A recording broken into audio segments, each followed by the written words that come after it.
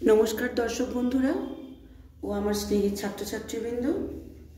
आज आमि तोमादेर समासेरই একটা भाग কর্মধারয় समास तार उपमान और उपमित কর্মধারয় समास তোমরা কিভাবে চিনবে তারই একটি ছোট্ট ভিডিও নিয়ে এসেছি।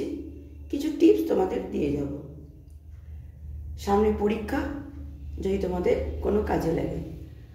তো দেখো, প্রথমেই আমরা যে লিখে নিয়েছি এখানে কিছু উদাহরণ। নিচে লেখা আছে উপমান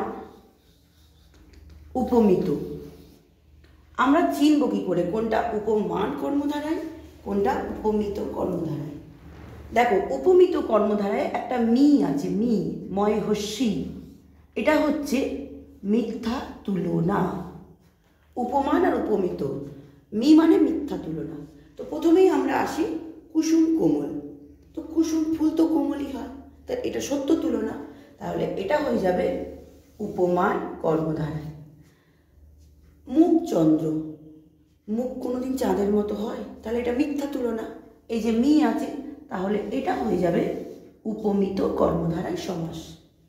তুষার শুভ্র, তুষার তো সাদাই হয়, শুভ্র হয়, এটা সত্যি তুলনা, অতএব এটা হবে উপমান কর্মধারায়।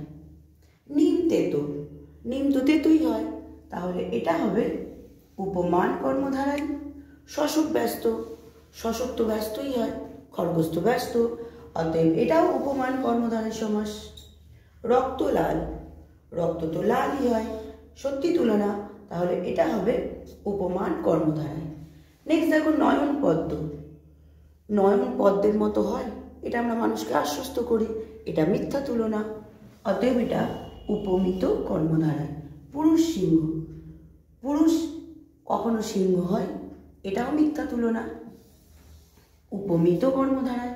বাহুলতা, বাহু কোনোদিন লতা হয়, লতাও বাহু হয় না, এটাও মিথ্যা তুলনা, অতএব এটা উপমিত কর্মধারায় সমাস। যদি তোমাদের এই ভিডিও ভালো লেগে থাকে অবশ্যই কমেন্ট বক্সে জানিও, আবার নতুন কি তোমাদের টিপস দেব। ধন্যবাদ।